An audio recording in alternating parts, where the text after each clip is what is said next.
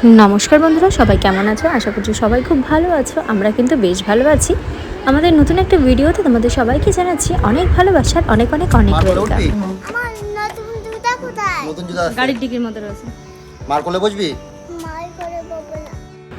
এইদিকে সকাল সকালই তো বেরোনোর কথা ছিল, কিন্তু ওই যে ছোট বাচ্চা যাদের কোলে আছে তাদের না ওই সকাল সকাল কোথাও যাওয়ার কথা বললে সেইভাবে কিন্তু গুছিয়ে কখনোই যাওয়া একদমই সম্ভব হয় না।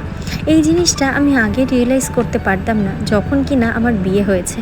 কোথাও যাওয়ার সময় হলে আমরা তো আগেই রেডি হয়ে বসে থাকতাম, কিন্তু মা আমাদেরকে সামলে সংসার সামলে তবেই কিন্তু যেতেন। আর তখন আমার হয়ে যেত রাগ, আচ্ছা আমরা সেই কখন থেকে রেডি হয়ে বসে আছি, তোমার জন্যই কি সব সময় যাওয়াতে দেরি হবে? একটু আগে আগে গুছিয়ে নিতে পারো না? এত দেরি হয় কেন তোমার? তখন মায়ের ওপর যে মেজাজটা দিতাম, এখন আর দিই না। কেন জানো? কারণ নিজে মা হওয়ার পরে বুঝেছি সময়ের মূল্য কতখানি হয় নিজের সন্তানের জন্য। এই যেমন আমার সেদিন ছিল বোনের বাড়ির নিমন্ত্রণ, কিন্তু যাওয়ার কথা কিন্তু সেই সকালবেলায় বোনকেও বলে দিয়েছি সকাল সকাল বাবানকে খাইয়ে নিয়ে বেরিয়ে যাব। কিন্তু সেই আমার এখান থেকে বেরোতে বেরোতে বেজে গিয়েছিল প্রায় 12টা থেকে 1টা, প্রায় 1:30 নাগাদ আমি ওদের বাড়িতে গিয়ে তারপরে পৌঁছাই। আর যাওয়ার পরপরই ভেবেছিলাম বোনের কাছে যাব, কিন্তু মা বলল ভাইকে নিয়ে যেতে, ভাইয়েরও যেহেতু নিমন্ত্রণ ছিল। মা দুপুরবেলা রোদ্দুরে আর যাবে না, সেই জন্য একটু দেরি করে ওনাকে নিয়ে যাব বলেই এসেছি। আর আসার পরপরই শুরু করে দিয়েছে বাবান তার দুষ্টুমিগুলো।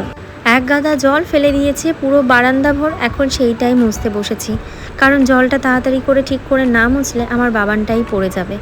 তারপর সমস্ত কিছু কাজবাজ এই দিকেও যা ছিল সেগুলো সেরে নিয়ে আমরা 3জনা মিলে বেরিয়ে পড়েছি।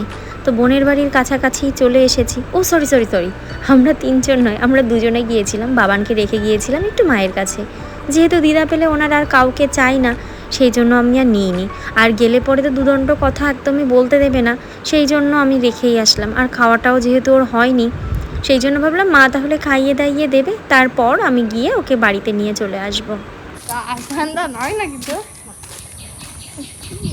আমার এক হাতে ভিডিও করছে আর এক হাতে আমার ফোনটা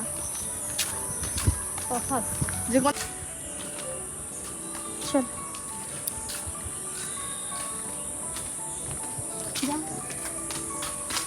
আমারই আগে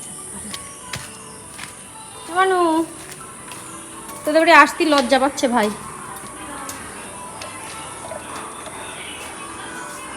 তালা দেওয়া নাকি?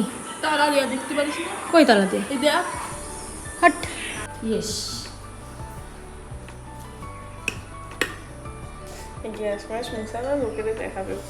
মনটা কি হয়েছে তোর আম্মির যে সারাক্ষণ ছড়ানো ছিটানো থাকে? বল ভাই, বল ভাই। বোনের বাড়ি থেকে খাওয়া দাওয়া করে সেদিন আর দেরি করিনি। বাবান ছিল একটু ঘুমিয়ে, ঘুম থেকে ওঠার পরপরই নিয়ে চলে এসেছে বাড়িতে। আর বাড়িতে এসেই ঘটে গিয়েছে এমন একটা দুর্ঘটনা, মানে আমি ভাবতেও পারিনি। পুরো মাথাটায় এমনভাবে ঘা লেগেছে খাটের কোণাতে, পুরো বলতে গেলে ফেটে রক্তটা বেরিয়ে যায়নি এই ভাগ্য। প্রচণ্ড জোর লেগেছিল এদিকে বাবানের। ওকে একটু ওষুধ টষুধ লাগিয়ে দিয়ে তারপর বসেছিলাম আমি ব্যাগ ট্যাগ গোছাতে, যেহেতু পরের দিনই আমাদের তারাপীঠ বেরোনো ছিল। পুরো এতটা জায়গা জুড়ে পুরো ওর মাথাটাতে লেগেছে। ক্যামেরাতে অতটা বোঝা যাচ্ছে না, কিন্তু সামনের থেকে দেখে আমারই এতটা খারাপ লাগছিল। আর এদিকে দাদার যেহেতু ব্যথা পেয়েছে, উনি এসে বসে রয়েছে। সত্যি কথা, এদের মতন ভালোবাসা হয়তো আমাদেরকে আর কেউ বাঁচতে পারে না। তুমি বাবা, হ্যাঁ তুমি তোমার শোনা, হ্যাঁ দাদার লেগেছে শোনা, দাদা পড়ে গেছিল, খাটে শুতে গিয়ে পড়ে গেছিল শোনা। তুমি শোনা, দাদাকে আমি ওষুধ দিয়ে দিয়েছি, হ্যাঁ দাদাকে ওষুধ দিয়ে দিয়েছি শোনা। ছোটু আমার বাবা কই? আমার ছোট বাবাটা, আমার ছোট বাবাটা কই?